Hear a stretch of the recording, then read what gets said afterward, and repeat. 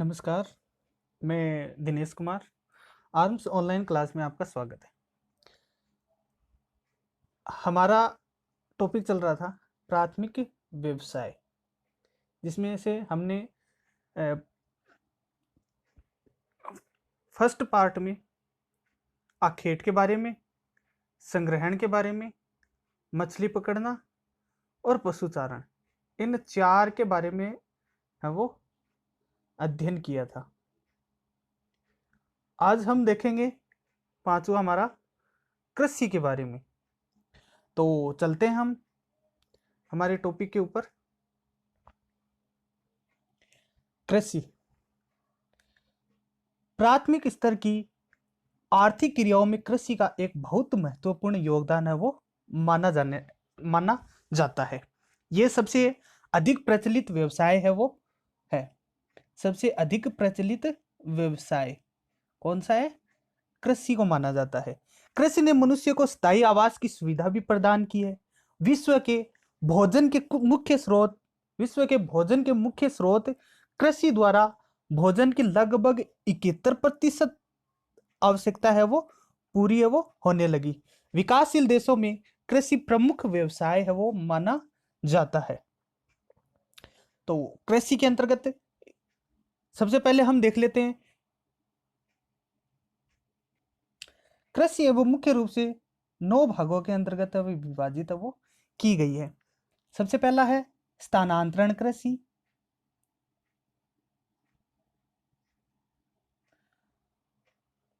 दूसरी कृषि है आपकी जीवन निर्वाह कृषि।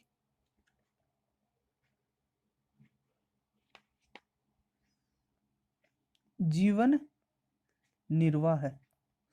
तीसरी है आदिम कृषि।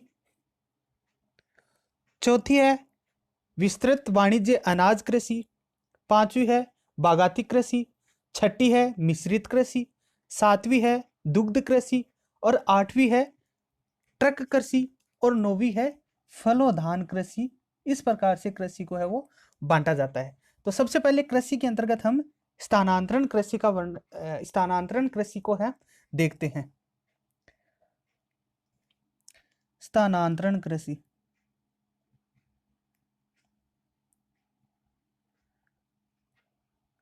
यह कृषि विश्व का प्राचीन रूप है वो माना जाता है। स्थानांतरण कृषि को यह कृषि उष्णकटिबंधीय वनों के अंतर्गत है वो की जाती है। मतलब यहाँ वनों को जला दिया जाता है, भूमि को भी साफ कर दिया जाता है और उस भूमि पर कृषि है वो की जाती है। यह कृषि है वो आदिम जनजाति के लोगों द्वारा है वो की जाती थी। स्थानांतरण कृषि है वो आदिम लोगों के द्वारा है वो की जाती थी।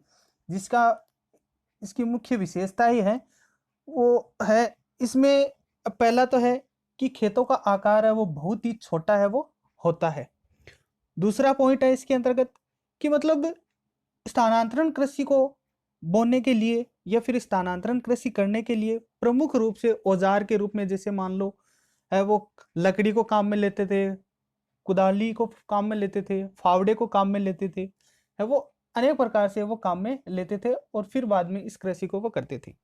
तीसरा पॉइंट है यहाँ पे 2-3 वर्षों में भूमि में उर्वरता है वो समाप्त होने पर अन्यंत्र है वो नए सिरे से ये कृषि है वो करते थे। मतलब 2-3 साल के लिए उस कृषि को पड़त रूप में छोड़ देते थे और फिर बाद में ये कृषि है वो करते थे। इसी का चौथा पॉइंट है, इस प्रकार की कृषि को भारत के अंतर्गत जैसे मान लो झूमिंग कृषि के नाम से भी जाना जाता है इसको, और राजस्थान के अंतर्गत इसको वालरा नाम कृषि के नाम से भी जाना जाता है। यह कृषि है वो मुख्य रूप से नदियों के सहारे है वो की जाती है। नदियों के सहारे। कृषि के अंतर्गत हमारा दूसरा पार्ट रहेगा वो आदिम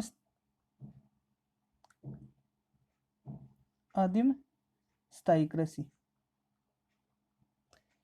धीरे धीरे स्थानांतरणशील कृषि ने स्थायी रूप ग्रहण है वो कर लिया था। ऐसी कृषि को हम आदिम स्थायी कृषि के नाम से जानते हैं। इसकी कुछ मुख्य बिंदु देख लेते हैं।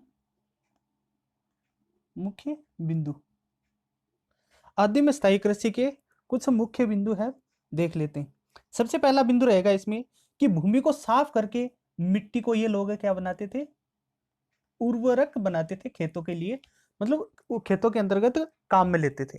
ये मिट्टी को उर्वरक बना के फिर बाद में खेतों को काम में लेते थे। दूसरा पॉइंट ये रहेगा इसमें कि इन कृषि में सिंचाई की आवश्यकता है वो की जाती थी।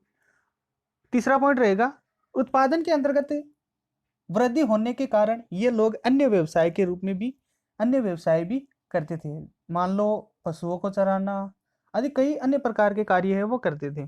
कृषि के साथ साथ ये लोग है वो पशु को भी पालते थे। कृषि के साथ साथ ये लोग पशुओं को भी पालते थे और पशुओं से है वो खेतों की जुताई है वो करते थे। तीसरा पॉइंट रहेगा हमारा जीवन निर्वाह कृषि। कृषि की शुरुआत है वो मुख्य रूप से जीवन निर्वाह के लिए की जाती है।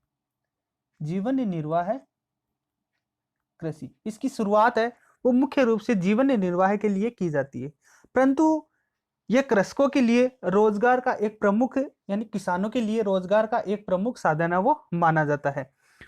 उसकी भोजन की आवश्यकताओं के साथ साथ अन्य व्यवसायों की पूर्ति होने लगी, तो कृषि का यह प्रकार जीवन निर्वाह कृषि है वो कहलाने लगा। इसके कुछ मुख्य बिंदु है उसको देख लेते हैं।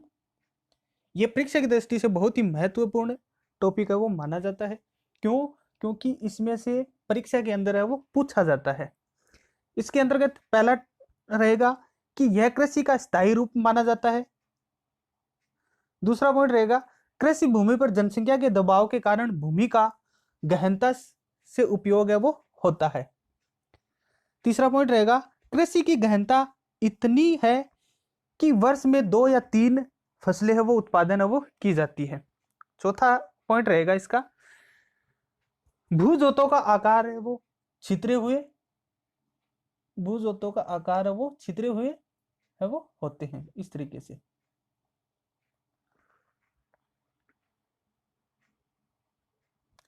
और मानवीय श्रम के साथ साथ मानवीय श्रम के साथ साथ कृषि यंत्रों का भी प्रयोग है वो इसके अंतर्गत है वो बढ़ा है। फिर इसमें चौथा पॉइंट रहेगा विस्तृत वाणिज्य अनाज कृषि। वास्तव में जब जीवन निर्वाह कृषि ने विस्तृत निर्वाह कृषि का रूप ले लिया तो कृषि उत्पादन व्यापारिक दृष्टि से वो किया जाने लगा। इस प्रकार की कृषि है वो विकसित देशों के अंतर्गत जहां भूमि है वो अधिक और जनसंख्या है वो अधिक मिलती है, जहां भूमि भी अधिक मिलती है और जनसंख्या भी अधिक मिलती है, उन क्षेत्रों के अंतर्गत ये कृषि है वो सबसे ज्यादा है वो की जाती है। इसके कुछ मुख्य बिंदु है। पहला रहेगा इस प्रकार की कृषि विस्तृत भूजोतों पर है वो की जाती थी। इसका क्षेत्रफल है वो कम से कम 240 से लेकर 240 से लेकर 600 हेक्टेयर के 1600 हेक्टेयर के लगभग है वो माना जाता है। दूसरा रहेगा खेत तैयार करने के लिए फसल काटने तक का सारा कार्य है वो मशीनों के द्वारा है वो किया जाता है, मशीनों के द्वारा किया जाता है। इस प्रकार की कृषि की मुख्य फसल है वो इस प्रकार की कृषि के अंतर्गत मुख्य फसल को हम गेहूं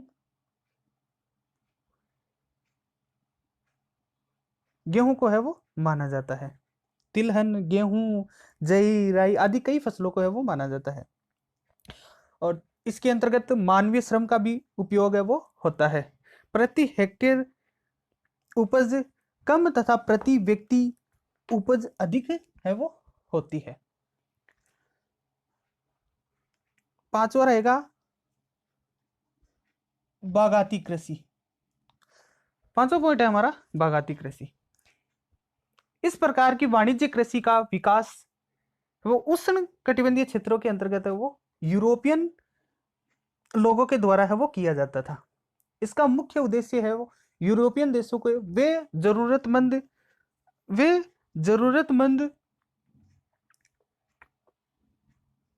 जरूरतमंद कृषि को उपलब्ध है वो कराते थे। इसके मुख्य पॉइंट देख लेते हैं हम। इसमें भारी पूंजी की आवश्यकताएं होती है, भारी पूंजी की है वो आवश्यकता होती है। यह एक फसल कृषि है मानी जाती है। बागाती कृषि को फसल कृषि के नाम से भी जाना जाता है। इसमें उद्योगों को कच्चा माल मिलता है, कच्चा माल उपलब्ध है वो बागाती कृषि से होता है। जैसे मान लो इलायची, काली मिर्च, गन्ना, रबड़, कहवा, चाय आदि कई फसलें है वो उत्पादन इसके अंतर्गत है वो की जाती है।